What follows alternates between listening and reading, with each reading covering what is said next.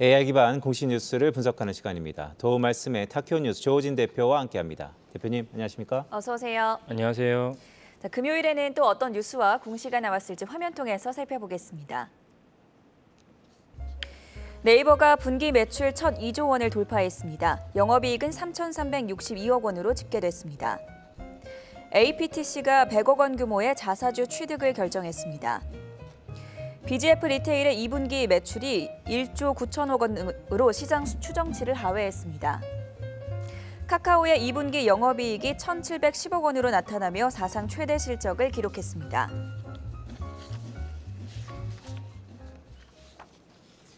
네, 대표님 요즘에 카카오그룹이 지난번보다는 많이 긍정적인 것 같은데 어떤 내용이죠? 예, 카카오가 이제 어저께 이제 잠정 실적을 발표했는데요. 카카오는 이제 방송에서 몇 번 말씀드린 게 있는데 전체적인 개요는 이제 그 문재인 정부 시절에 작년 9월쯤 되나요? 그때 이제 그 카카오가 너무 많이 컸다, 골목 상권 침해다 이런 이제 이슈를 제기하면서 카카오의 그룹주가 전체적으로 하락을 했습니다. 실제로는 이제 실체와 다른 이제 비판이었고요. 그래서 그 비판이 사그라지면서 그 정권이 바뀌었기 때문에 카카오 입장에서는 주가에 호재가 됐는데 다만 이제 카카오 여러 가지 이제 그 가장 큰 매출을 갖다 견인했던 이 팬데믹이 이제 끝나면서 엔데믹이 되기 때문에 사람들이 더 이상 이제 그 집에서만 있지 않고 외부로 나가다 보면 카카오 자체를 이제 카톡을 갖다가 하는 시간이 줄어든다. 이러면은 이제 카카오의 매출을 견인하는 것이 광고랑 이런 것인데 줄어든다라는 이제 우려가 있었습니다. 그리고 실제로 좀 줄었고요. 그래서 1분기에 좀 줄었기 때문에 2분기에도 좀 줄지 않을까라고 생각을 했는데 잠정 실적 보면은 그럼에도 불구하고 이제 매출은 괜찮았고 특별히 영업이익이 괜찮았습니다. 그래서 이제 어저께 카카오 주가 많이 올라간 것도 일부 이제 그 기여를 했습니다. 그래서 카카오가 사실은 이제 전 국민의 카카오 주식이기도 합니다. 많은 분들이 카카오를 들고 있기 때문에 왜냐하면 이제 그 주식 투자할 때 내가 실제로 사용해봤고 그 사용해봤는데 해당 회사를 내가 잘한다. 그러면 그 회사 투자하는 것이 적합하다라는 이제 그런 이제 금융계의 어떤 금원이 있기 때문에 그에 따라서 많은 분들이 카카오랑 네이버를 많이 샀고 그리고 이제 재작년에는 수익도 많이 괜찮았죠.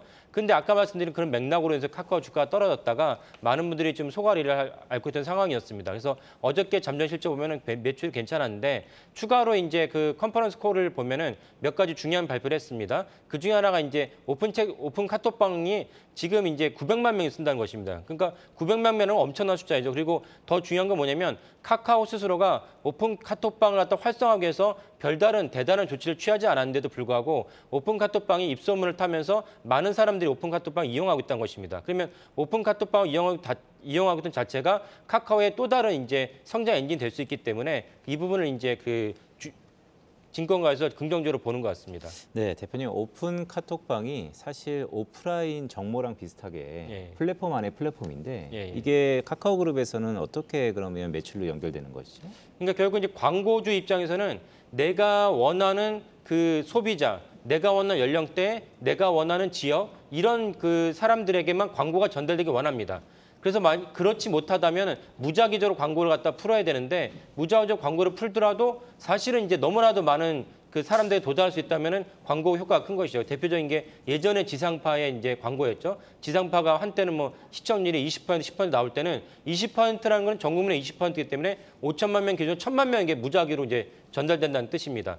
그래서 그렇지 않다면은 타겟 광고를 해야 되는데 타겟 광고의 대명사가 이제 그 페이스북이죠. 페이스북은 정교하게 특정한 그 연령대랑 나이, 성별을 찍어서 광고를 하기 때문에 광고 효과가 높죠. 그래서 오픈 카톡방은 무엇이냐면 특정한 사람들이 모인 그룹입니다. 그러니까 카카오는 이제 네이버랑 다르게 그 카페가 이제 활성화되지 않지 않습니까? 그래서 그것을 갖다가 약점을 갖다가 그 보완할 수 있는 특정한 주제로 모인 사람들의 카톡방이 오픈 카톡방입니다. 그렇다면 광고주 입장에서는 그 카톡방의 정보를 받아서 내가 이 카톡방에 내가 원하는 정보를 갖다가 광고를 실을 수 있겠다. 이런 점에서 타겟 광고가 가능하다는 것입니다. 근데 놀라운 점 무엇이냐면 아직까지 카카오가 오픈 카톡방이 900만 명이 쓰고 있지만은 오픈 카톡방에다가 정식으로 이제 광고를 갖다 실지 않고 있습니다. 그래서 어저께 컨퍼런스 콜에서는 4분기부터는 오픈 카톡방에다 광고를 싣겠다라고 얘기했습니다. 그렇다면 카카오의 또 다른 성장 인진이 나오는 것이고 광고주 입장에서도 마다할 이유가 없는 것입니다. 그러면 이제 카카오는 지금까지 겪었던 이제 그 성장에 대한 논란이 일정 부분 이제 해소되지 않을까라고 생각하고 있습니다. 네. 네.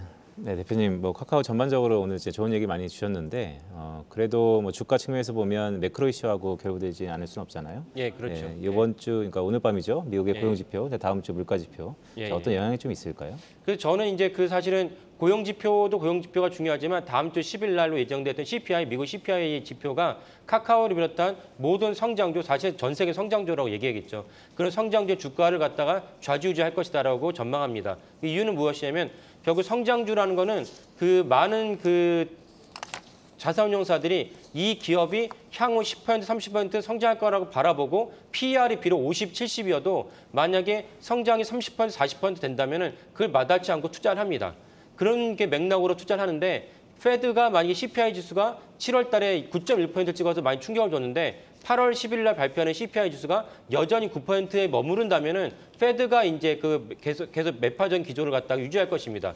그러면 유동성을 갖다가 계속 빨아들인다는 것이고 유동성을 빨아들이면 결국 카카오를 비롯한 성장주도 수급에서 교란이 생깁니다. 그래서 카카오가 사실은 그 공매도가 많았는데 어제 주가가 이제 높이 올라갔던 이유 중 하나 무엇이냐면 공매도를 했던 기관들이 CPI 지수가 좀 안 좋게 나올 것 같고 그러면 이제 다시 이제 그 성장주가 우호적인 입장이 된다면은 카카오에 빨리 이제 쇼커버를 해야겠다 이런 맥락이 있어서 어저께 카카오의 주가가 올라간 것도 일조했습니다. 네, 카카오에 대해서 알아봤고요. 바로 두 번째 종목으로 넘어가 보겠습니다. BGF 리테일인데 2분기 매출이 예상치를 하회했네요. 예. 예상치를 하회했는데 그것은 이제 그 BGF 리테일도 역시 이제 전체적으로 이제 그 우리가 많은 BGF 리테일하면 잘 와닿지 않을 수 있는데 지금 화면에 나오는 CU가 BGF 리테일이 운영하는 것입니다. 그래서 BGF 리테일이 CU를 통해서 매출과 영업이익을 올리는데 다만 이제 영업이익은 그래도 비교적 괜찮았다, 이렇게 선방했다 이렇게 추정을 하고 있습니다. BGF 리테일이 CU가 우리나라 이제 주요 편의점 업체를 보면 BGF 리테일이랑 이제 GS25가 양강 구도를 이루고 있는데요.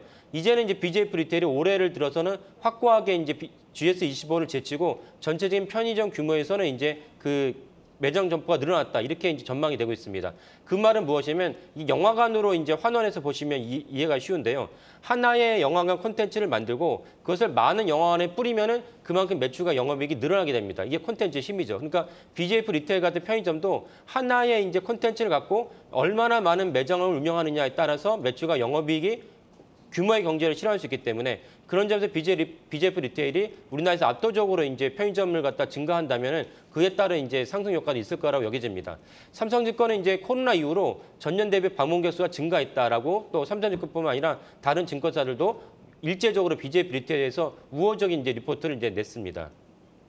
자, 지금 KB증권 보니까 HMR도 엄청나게 증가세를 보였는데 이건 어떤 의미로 해석할 수 있을까요? 예, HMR은 이제 그 우리가 간편 편식이라고 해서 우리가 보통 이제 도시락에서 요즘은 더 많이 이제 발전을 했죠. 심지어 무슨 우거지탕 이런 것도 다 HMR의 일부가 되는데 HMR 증가했다고 나옵니다. 그래서 BGF 리테일이 인플레이션 수혜주라고 분류가 되는데 이유는 무엇이냐면 BGF 리테일의 단가가 무슨 10만 원, 20만 원짜리가 아닙니다. 그래서 우리가 보통 간단하게 삼각김밥부터 맥주라든지 아니면은 한 끼 식사를 저녁을 갖다가 먹기 위해서 도시락을 사게 되는데 도시락을 사는데 우리가 일반적으로 이제 식당에 가서 먹으려면은 이미 엄청난 인플레이션이 반영된 단가를 우리가 체감합니다. 그런데 BGF 리테일은 그 정도 인플레이션이 좀 있긴 하지만은 그 정도로 가격이 올라가지 않았기 때문에 인플레이션에 대한 저항이 적습니다. 그래서 인플레이션 수혜주라고 이제 분류가 되는데 여기에 더불어서 아까 HMR이라는 것은 사람들이 상대적으로 어차피 먹는 한 끼인데 밖에서 먹는 식사가 너무 비싸다.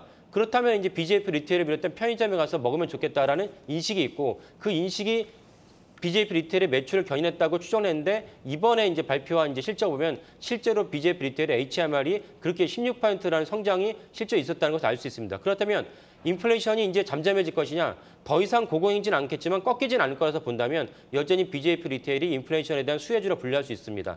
그리고 또 하나 주목할 점은 영업이익이 약간 감소했는데 생각보다 감소했던 이유는 무엇이냐면 지금 이제 BGF 리테일이 10주년이 됐습니다. 그러니까 정확한 CU가 10주년 됐는데요. CU 이전에 이제 패밀리마트라고 지금 제가 말씀드리면 언뜻 떠오르실 텐데 패밀리마트를 일본에서 라이센스를 들어왔는데 BGF 리테일 홍석조 회장이 결단을 내려서 자국의 로얄티를 내지 않는 자국의 브랜드를 키우겠다. CU입니다. CU가 이제 10주년이 됐고 거기 성공주 안착을 했습니다. 그래서 10주년 행사를 대대적으로 하는 바람에 이제 많은 이제 점주들과 10주년 행사에 대한 판관비가 있었고 일회성 비용이기 때문에 그것을 이제 감수할 것이다. 이렇게 전망을 하고 있습니다. 네, 여기까지 들어보도록 하겠습니다. 타키오 뉴스의 조호진 대표와 함께했습니다. 고맙습니다. 네, 감사합니다.